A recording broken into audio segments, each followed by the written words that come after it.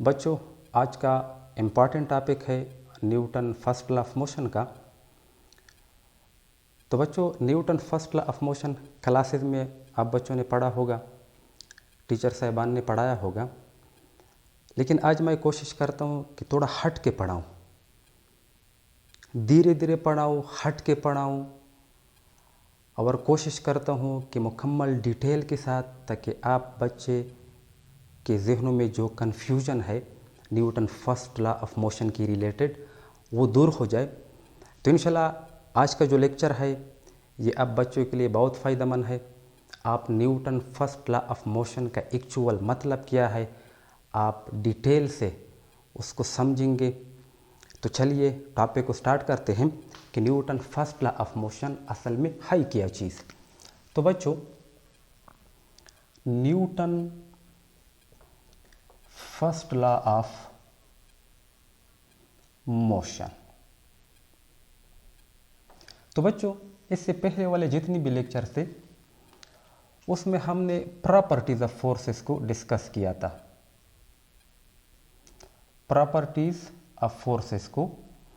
लेकिन बच्चों ये नहीं बताया था कि कैसे फोर्सेस जो हैं वो मोशन को इफ़ेक्ट करते हैं, किसी बॉडी की मोशन को फोर्सेस कैसे इफ़ेक्ट करते हैं।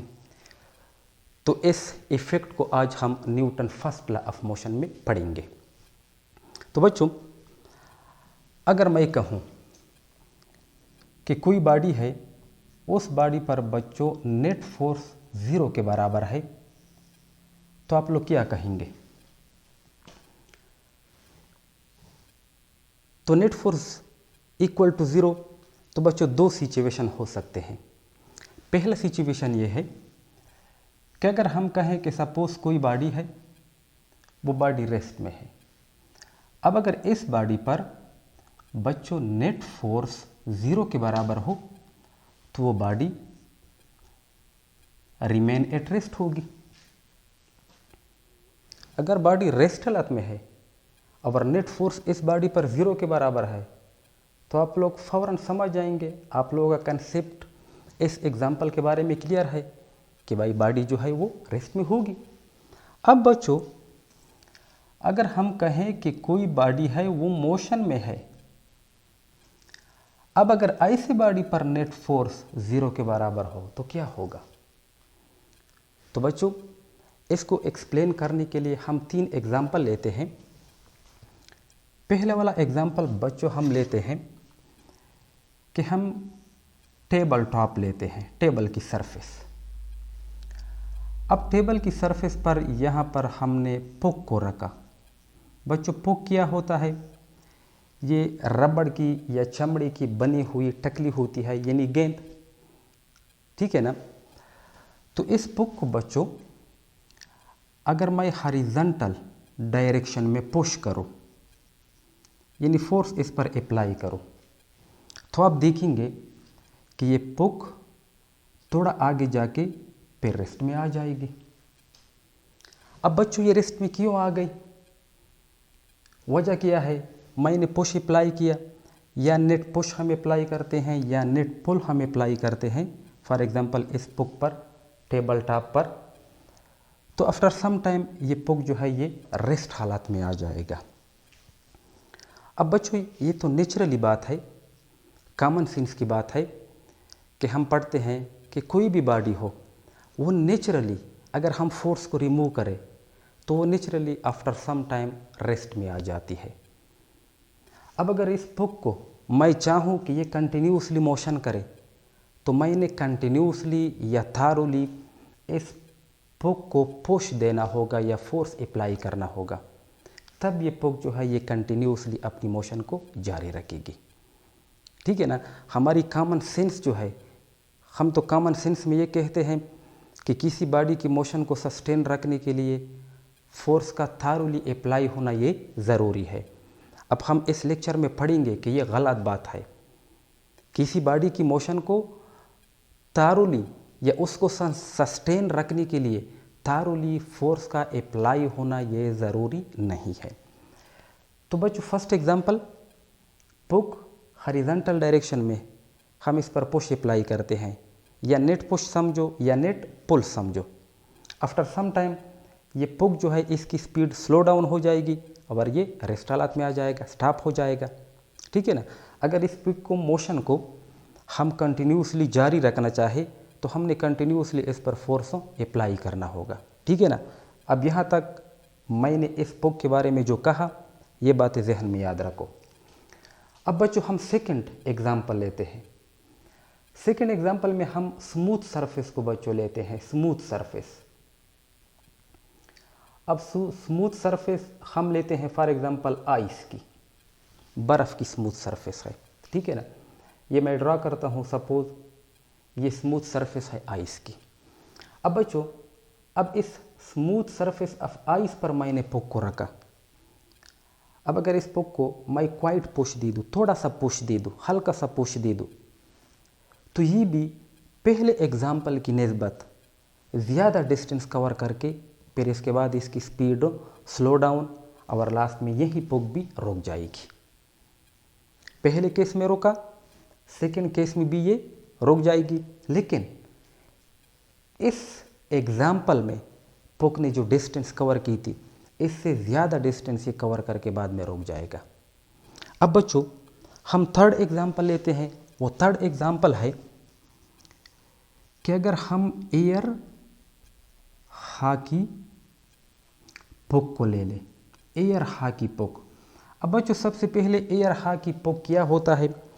एयर हॉकी पुक, एयर हॉकी टेबल, ये एक टेबल होता है जिसके सरफेस में छोटे छोटे सुराख होते हैं, परफोरेटेड सुराख, और नीचे से पंखा लगा होता है। उस पंखे को ऑन करके वो एयर को ब्लो करती है परफोरेटेड सुराख में से ऊपर। तो इस दौरान टेबल की सरफेस पर एयर की एक तह बन जाती है, यानी इस पर जो पुक पड़ा रहता है वो पुक को थोड़ा उठाते हैं अपनी सरफेस से। यानी इस सिस्टम को क्यों इस्तेमाल करते हैं? फ्रिक्शन को नेग्लेक्ट करने के लिए, यानी फ्रिक्शन को ख़त्म करने के लिए, मिनिमाइज़ करने के लिए इस टेक्निक को वो इस्तेमाल करते हैं, ठीक है ना। तो इस एयर हॉकी टेबल जो है उस पर गेम खेले जाते हैं। जिस तरह हम कैरम बोर्ड में गेम खेलते हैं ना, इसी तरह एयर हॉकी टेबल पर वो गेम खेलते हैं, ठीक है ना। वहाँ पर फ्रिक्शन फोर्स कम होती है तो पिक जो है वो ज़्यादा तेज़ी के साथ मोशन में होता है। तो एयर हॉकी पुक लेते हैं, for example air hockey table लिया, ठीक है ना। इसमें ये परफोरेटेड सुराख होते हैं बच्चों, नीचे से पंखा लगा होता है, इस सुराख में से एयर ब्लो होती है, ठीक है ना।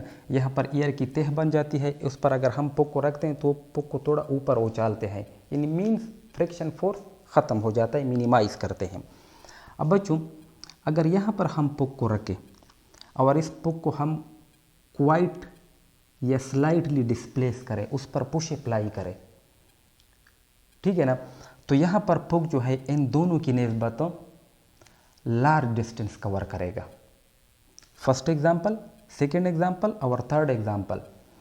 तो थर्ड वाला एग्जाम्पल जो है इसमें ये पुक ज़्यादा डिस्टेंस कवर करेगी बनिस्बत फर्स्ट एग्जाम्पल के। अब बच्चों सवाल ये पैदा होता है कि इन तीनों एग्जाम्पल में ऐसा क्या है जिसकी वजह से पुक की स्पीड कम हो जाती है और लास्ट में पुक रुक जाता है? तो बच्चों एक्चुअली क्या है यहाँ पर? फ्रिक्शन फोर्स है, फ्रिक्शन फोर्स। अब बच्चों ने ऑलरेडी फ्रिक्शन फोर्स को पढ़ा होगा। तो बच्चों ये फ्रिक्शन फोर्स जो है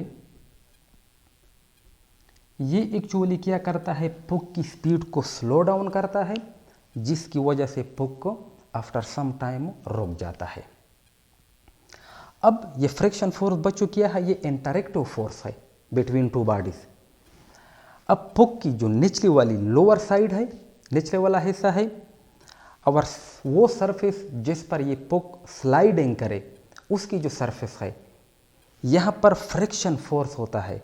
वो फ्रिक्शन फोर्स पुक की स्पीड को रिड्यूस करता है, जिसकी वजह से आफ्टर सम टाइम वो पुक को रुक जाता है।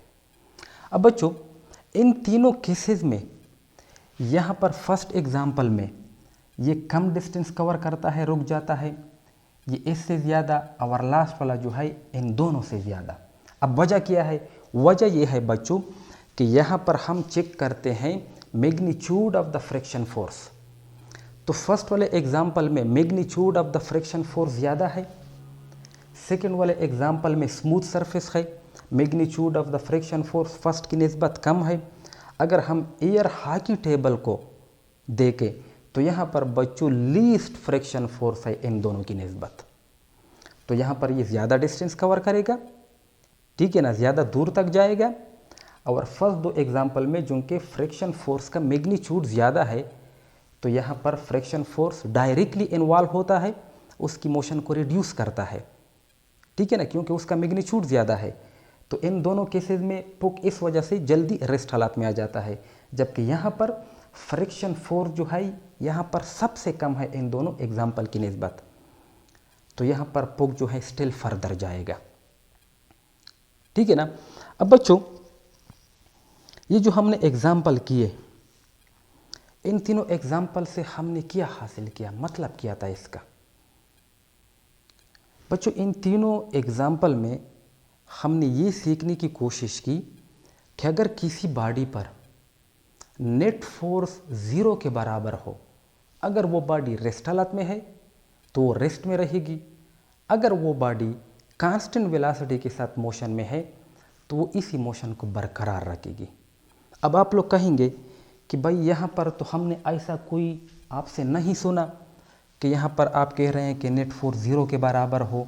तो बच्चों मैं समझाता हूँ कि नेट फोर्स 0 के बराबर हो, बॉडी रेस्ट में तो रेस्ट में, बॉडी कांस्टेंट स्पीड के साथ तो कांस्टेंट स्पीड के साथ अपनी मोशन को बरकरार रखेगी। इन तीनों एग्जाम्पल में कहाँ पर हमने पढ़ा, कहाँ पर हमने देखा, आइए चलते हैं समझाता हूँ। तो बच्चों लास्ट वाला एग्जाम्पल मैं लेता हूँ एयर हॉकी टेबल का, ठीक है ना। एयर हॉकी टेबल पर हमने पुक को रखा। अब बच्चों तीनों एग्जाम्पल में मैंने कहा कि एक्चुअली यहाँ पर हम क्या लेते हैं, magnitude of the friction force, magnitude of the friction force, यानी थर्ड एग्जाम्पल में magnitude of the friction force ये सबसे कम था। अब बच्चों इस पुक पर कितनी फोर्सेस अप्लाई होती है, फ्रिक्शन के अलावा 2 फोर्सेस अप्लाई होती है। एक तो होता है फोर्स ऑफ ग्रेविटी जो कि डाउनवर्ड डायरेक्शन में, एक होता है सरफेस की इस पुक पर नॉर्मल फोर्स जो कि ऊपर की डायरेक्शन में होता है। अब बच्चों जितना नॉर्मल फोर्स का मैग्नीट्यूड होता है उतना ही फोर्स ऑफ ग्रेविटी जो है डाउनवर्ड डायरेक्शन में, यानी बच्चों दोनों मैग्नीट्यूड में बराबर है लेकिन अपोजिट इन डायरेक्शन। अब इन दोनों फोर्सेस का बच्चों अगर हम वेक्टर सम ले ले, इसको अगर मैं इधर लाऊं तो प्लस इन बन जाएगा इजिकल टू 0 के, यानी वेक्टर सम अगर इन दोनों फोर्सेस का मैं लूँ तो वेक्टर सम किसके बराबर है, 0 के बराबर है। अगर आपने पहली वीडियोस को देखा होगा तो वहाँ पर मैंने नाम दिया था कि रिजल्टेंट फोर्स, नेट फोर्स या सम ऑफ ऑल फोर्सेस, ये एक ही फोर्स होता है। अगर हम सम ऑफ ऑल फोर्सेस को ले ले तो उससे जो फोर्स होता है उसको हम सम ऑफ ऑल फोर्सेस भी कहते हैं, नेट फोर्स भी कहते हैं और रिजल्टेंट फोर्स भी कहते हैं।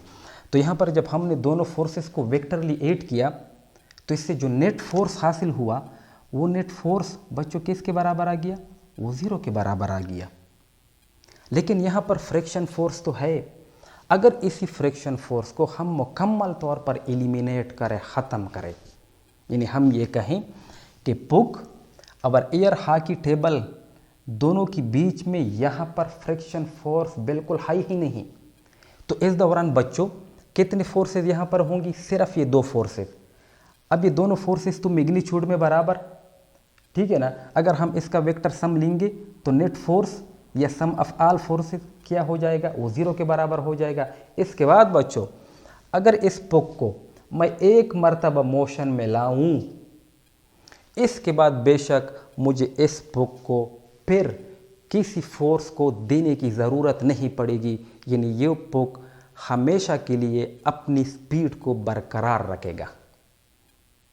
अगर हम फ्रिक्शन फोर्स को एलिमिनेट करें, ख़त्म करें, इन दोनों फोर्सेस का वेक्टर सम 0 के बराबर, यानी नेट फोर्स क्या होगा, 0 होगा।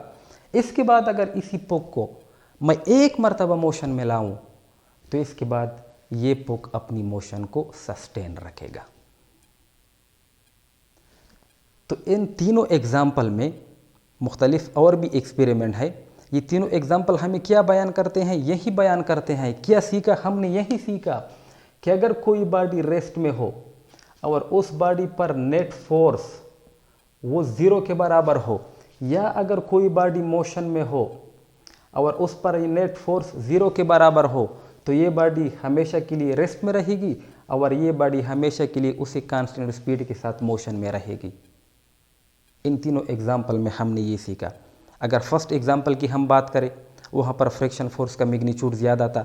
अगर इसी फ्रिक्शन फोर्स को हम रिमूव करें, फिर पुक को हम टेबल टॉप पर एक मरतबा मोशन दे दे तो अपनी मोशन को कंटिन्यू रखेगा।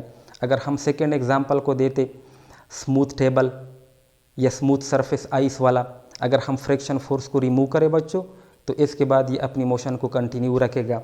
अब यहाँ पर भी मैंने समझा दिया कि कैसे नेट फोर्स 0 के बराबर होता है अगर हम फ्रिक्शन फोर्स को रिमूव करें। अगर फ्रिक्शन फोर्स को हम रिमूव न करें तब बच्चों ये अपनी मोशन को सस्टेन नहीं रखेगा। नेट फोर्स आपके पास 0 होना चाहिए। तो 0 के लिए हमने फ्रिक्शन फोर्स को मुकम्मल तौर पर एलिमिनेट किया। बकाया जो दो फोर्सेज अप्लाई हो रही है मैग्नीट्यूड में बराबर, opposite in direction, vector sum लिया, नेट फोर्स 0 के बराबर।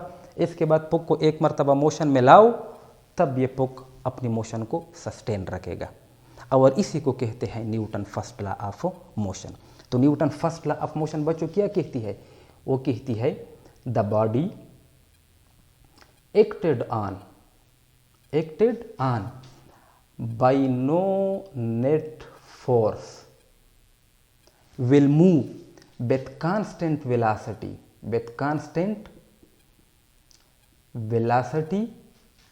and zero acceleration।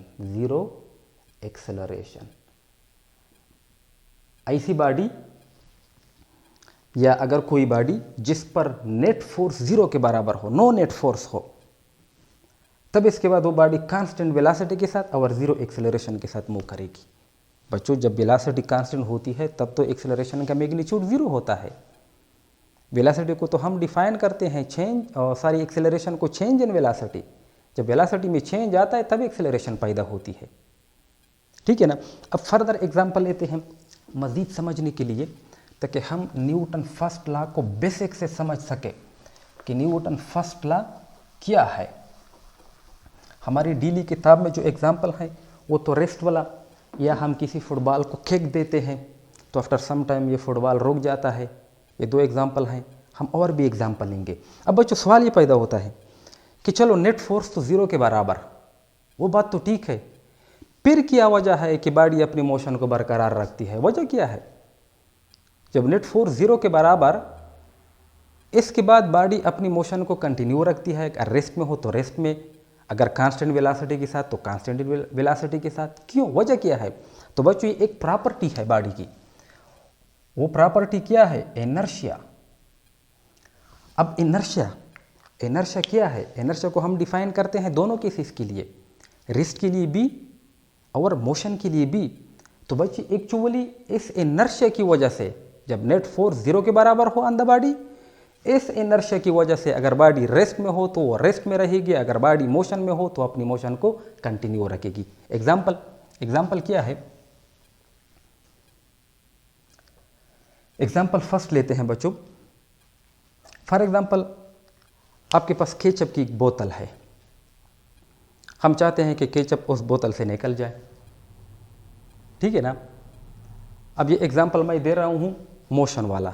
जब बॉडी मोशन में हो, उस पर नेट फोर्स 0 के बराबर हो, ठीक है ना, या बॉडी को एक मरतबा हमने मोशन में किया, मोशन में लाए उस बॉडी को, नेट फोर्स 0, तब वो अपनी मोशन को सस्टेन रखेगी। ठीक है ना। अब मोशन को सस्टेन क्यों रखती है? इनर्शिया की वजह से। उसके एग्जाम्पल देते हैं, वजह क्या है? तो बच्चों केचप की एक बोतल है, उस केचप की बोतल को हमने उंडेला, ठीक है ना, तो केचप फॉरवर्ड की डायरेक्शन में निकलने की कोशिश करेगा। अब बच्चों अगर आप लोगों ने देखा हो तो हम उसको पीछे की डायरेक्शन में जर्क देते हैं, झटका देते हैं, ठीक है ना। अब जब झटका देते हैं, वो झटका किस वजह से? कि केचप निकल जाए। अब इसमें साइंस क्या है, फिजिक्स क्या है? यही इनर्शिया है। अब उसको हम रोकने की कोशिश करते हैं, लेकिन अंदर केचप जो है वो इसी प्रॉपर्टी की वजह से आगे निकल जाने की कोशिश करती है, तो वो केचप बाहर निकलता है। इनर्शिया क्या है? The tendency of a body to keep in motion. अगर कोई बॉडी मोशन में हो और वो अपनी मोशन को बरकरार रखे, किसी बॉडी की वो ख्वाहिश कि वो जिस हालत में हो वो उस हालत में खुश रहना चाहती है। अगर रेस्ट में हो तो वो रेस्ट में खुश है, अगर मोशन में हो तो वो मोशन में खुश है। बॉडी की इस टेंडेंसी को हम इनर्शिया का नाम देते हैं। ठीक है ना।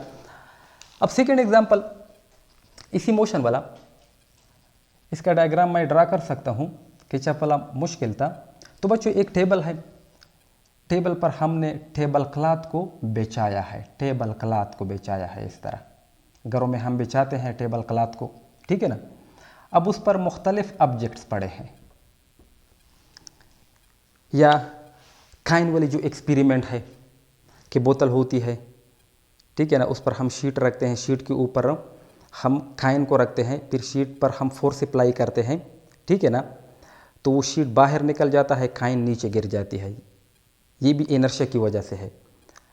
अब उसी तरह ये एक एग्जांपल है कि हमने टेबल क्लॉथ लिया है, टेबल पर उसको बिछाया है, अब यहाँ पर मुख्तलिफ चीज़ें पड़ी है। अब हम टेबल क्लॉथ को यहाँ पर पकड़ के उसको खींचते हैं, जो हम जर्क अप्लाई करते हैं, जो फोर्स अप्लाई करते हैं, फोर्स अप्लाई करने की वजह से ये टेबल क्लॉथ तो हट जाता है टेबल की सरफेस से, लेकिन इस टेबल क्लॉथ पर जो चीज़ें पड़ी होती है वो वहीं की वहीं रहती है, बगैर टूटी हुई है। अब इसकी वजह क्या है? इसकी वजह यह है बच्चों कि हम शॉर्ट इंटरवल ऑफ टाइम के लिए, यानी शॉर्ट टाइम के लिए जर्क देते हैं, फोर्स अप्लाई करते हैं, और वो फोर्स इतना ग्रेटर नहीं है कि वो इन चीज़ों को क्या करे, मूव करे। वो शॉर्ट इंटरवल ऑफ टाइम के लिए होता है। बस फ़ौरन हम टेबल क्लॉथ को खींचते हैं एक जर्क के साथ, झटके के साथ, और सारी की सारी चीज़ें उस टेबल पर थोड़ी सी मोशन करके वहाँ पर रेस्ट हालत में रह जाती है।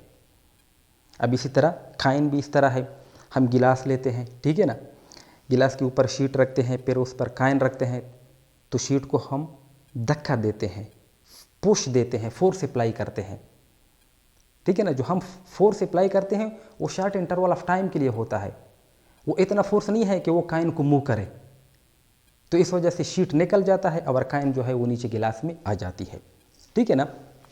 अब सेकंड एग्जांपल जो है वो तो हम डेली लाइफ में देखते हैं इनर्शिया का, कि फॉर एग्जांपल कोई टेबल है, उस टेबल पर हमने फिजिक्स की बुक को रखा है या फिजिक्स की बुक पड़ी है।